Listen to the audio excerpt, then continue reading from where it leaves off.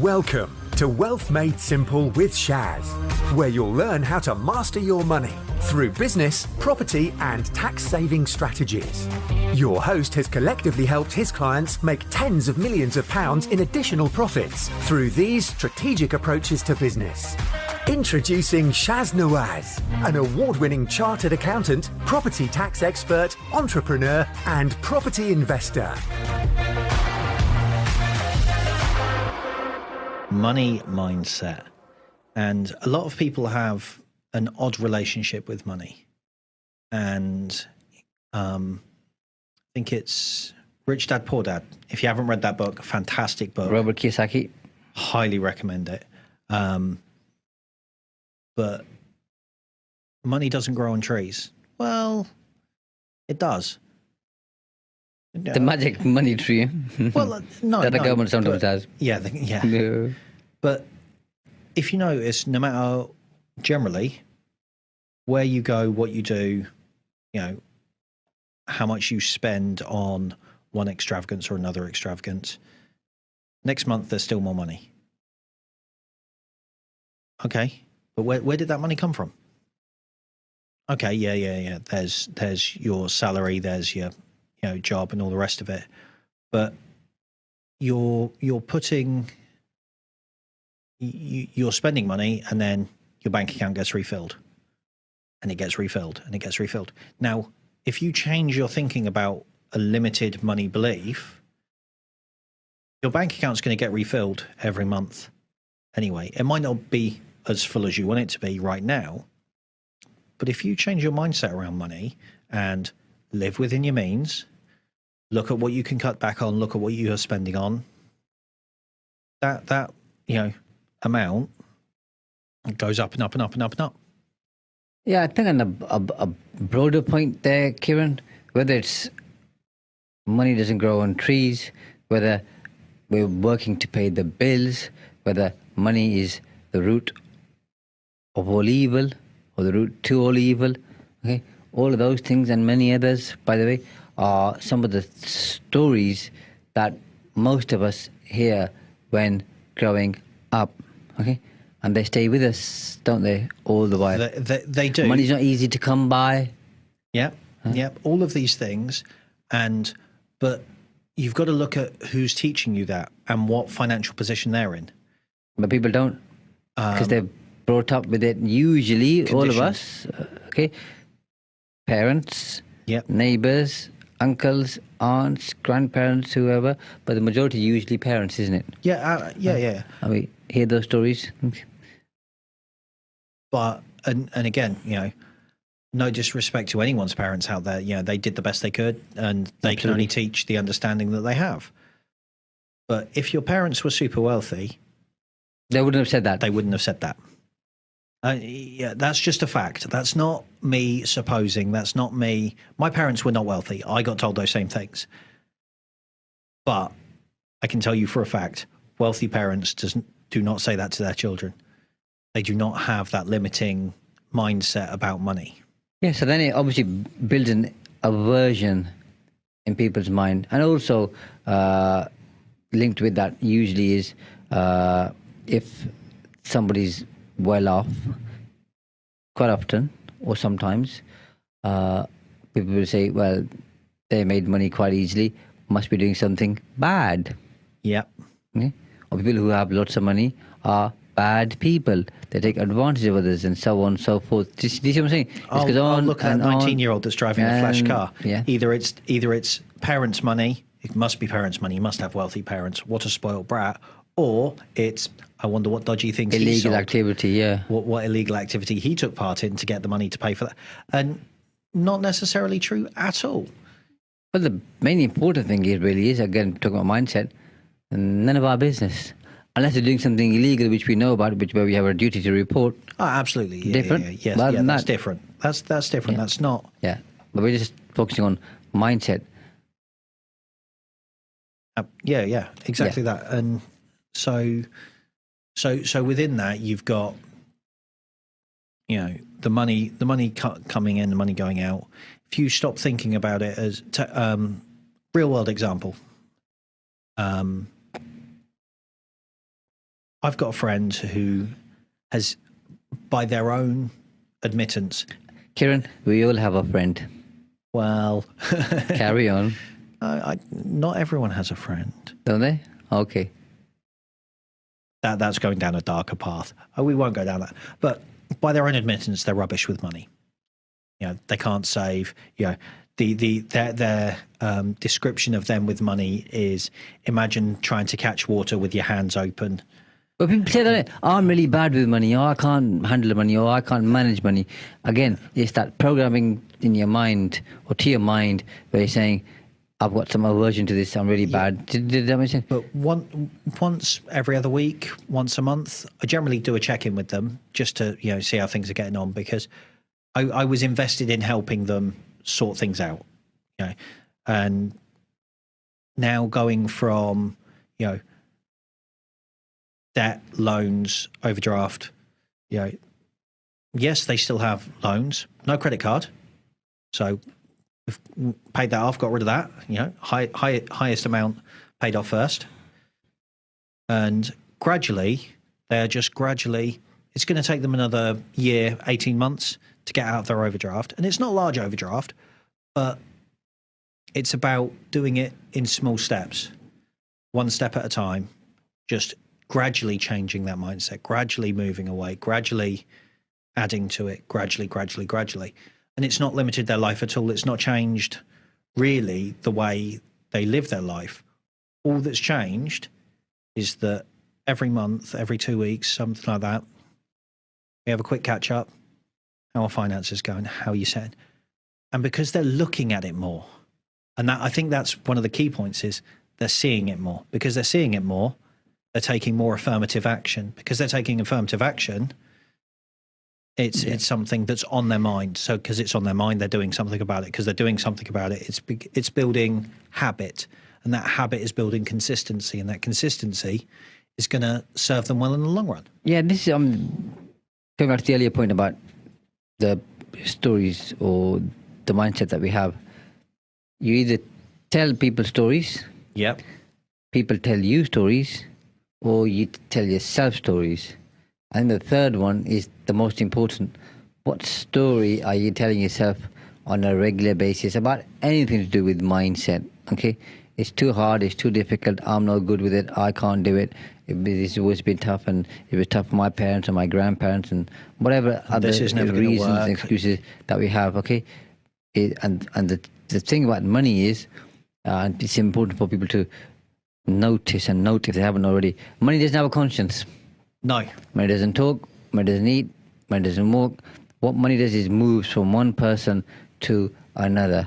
Money doesn't care if you're a good human or a bad human. It doesn't, because if it did, then all the good human beings would have lots of money, and all the bad ones wouldn't. So all the ones who are, as we said earlier, doing illegal activity, whether they're selling drugs, people trafficking, whether they are selling arms, nuclear weapons, all of that type of stuff, which most people obviously agree with shouldn't be sold, all of those things, those people would have no money.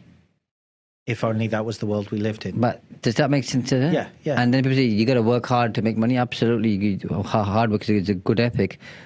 But if you look at the people who work the hardest in the world, generally speaking, I think people would agree that they don't always tend to get paid the most. And I think some people would say that if you look at developing countries, people tend to work harder because it's more manual labor.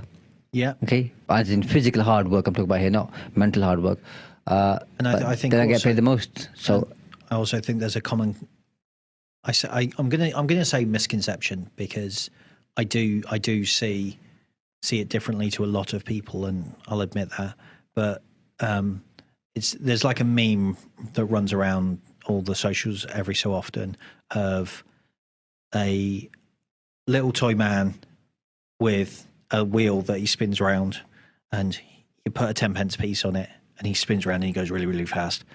And then there's a slightly bigger one, which is your supervisor. You put a bit more money on to get that working, but it doesn't spin as fast. And then you get to the bigger one, even more money on to get it moving. And the whole analogy of it is, the higher up the chain you go, the more money you get, but the less work you do. I don't strictly believe that's true. No. Because I think, as an entrepreneur, as a business owner, you work harder than everyone else because you don't switch off 24/7. If someone rings you at 11 o'clock at night and says, Shaz, we've got a problem, something's crashed, something's gone down, ultimately the buck stops with you. It's your responsibility. Man, there's two of the things that comes with that, as you know, Kieran. One obviously is the risk that you're taking when those doors open or close every morning, afternoon, evening, whatever your opening hours are. You're taking a certain amount of risk, and then it's the value that you're adding. Okay, that's more important. Okay? Yeah. Somebody gets paid £50,000 a year compared to somebody gets paid £100,000 a year. They might not be doing the same hours, but the £100,000 person might be doing less hours. But are they adding more value with a certain amount of expertise that they have? But if they are, well, they're not to get paid more because they're doing more value. And that's, like I say, that's a little misconception that I personally think a lot of people have, and it comes back to their beliefs around money. You're at the top of the tree, so you earn more money for doing less work. We ignore the 20-year overnight successes and the other phrase that is oft bandied around. Oh yeah, but it's easy for you. Is it? Is it really? Well, I shall tell you, sir. Walk a mile in my shoes and then tell me how easy it is. Of course. Then you'll be a mile away and you'll have my shoes. I'm not sure that was a good idea. But it's that kind of cliche story that we've all heard at some point, where someone calls a plumber, okay, and they fix their boiler and they give a bill, let's just say for £100, all right, and the invoice says, £10 for the job, for the bits. Yeah, and £90 for knowing where to hit it and how hard to hit it. Yep. That's called experience, isn't it? Yeah, but that's not fair. But you come back to your earlier point. I think you made a good point with your friend, which is when you focus on things, because out in this exercise, a lot with people, obviously, being an accountant, you say, let's write stuff down and let's track and measure. And that's when they see how much money is being wasted or leaked, okay, on things that they don't need. Okay? And it also then helps them focus on how much they actually need and how much they want to have in the future to do the things that they want to do, or to retire, or to create a legacy for their children, or whatever they want. And there's a fantastic author called, there's an author called T. Harv Eker, who's got a fantastic book, and he talks about having jars. So you have different jars, compartments. Yeah. Okay. And then you put money in each compartment. So, for example, let's say you're earning £1,000 a week, and then you assign a certain amount you're going to spend on rent, and you live within your means on that, or for your mortgage, then on food, then on other things. Because then you say, okay, I've only got £1,000 a week, so I'm going to spend 20% on that on my accommodation. So therefore, I'm going to buy or rent or buy something that, okay, only takes up £200. But what people tend to do, and we're all guilty of this, by the way, is £1,000 is coming in, and we want that bigger place, which costs us £500 a week. And it doesn't work weekly, by the way. I'm just trying to simplify it. £500 a week. So now you've only got £500 left, and then the same happens with food, takeaways, restaurant, eating out, meeting friends, buying clothes, subscriptions, which, as you know, we're a subscription-based society nowadays. Everything's pretty much subscription-based. And it's all leaking out. And at the end of the month, there's more month left than there is the money. Yeah. So discipline. Yeah, there is. And I also think that people, and I mean, you can find this, this information, loads of places online. You need to split your salary down into X amount for savings, make sure that that's, save and never touch, Sant savings. There's, emergency fund saving, there's, living money, and then there's disposable income, I think, right at the end. And the last... Yeah, different people have different percentages. And different people, like you say, different people have different percentages. But I personally find that a lot of people will look at that and go, well, if there's more month left at the end of the money, then at no point am I ever going to be able to get Sant savings. Save and never touch. That's not going to happen. So something we were discussing earlier, ironically, you have to because and it's always wealthy gurus that will tell you save and never touch, save this much, do that, and that's all well and good if you can afford to do that. But if that's not the world you live in, if that is not an accurate portrayal of what you've got, you need to look at what you've got coming. You've got to take a more detailed analysis and actually track it and see where the leaks are, because you're not going to be able to split 25% of your salary straight off the bat into savings. For example, the average salary in the UK is £2,000 a month, average. Net, you mean? Yeah, net take home. So for £2,000 a month, the average rent is £850. So almost half of your salary before you even get started goes into rent. The average mortgage is around the same. So, okay, so bills, as we know, have gone up almost, I think it's 150% over the last year and a half. So, you could be paying £500-600 a month in bills. Well, okay, if your net take home is £2,000 a month, and all these gurus are saying save £250. Okay, well, I save £250. That's all well and good. I spend £850 on my mortgage / rent. That's £1,100. I spend £500 on water, gas, and electric, the essentials. Well, that's £1,600 before you even get into your internet, everything else. Everything else. That's what I was saying. We will have different percentages. So I try not to give people percentages. Sometimes people ask and say, okay, this is what you could possibly do. But it's going to be a different number. I think what's really important, and again, we touched on it earlier, is building a habit. Whether it's £1 a week, £1 a month, but slowly building that habit.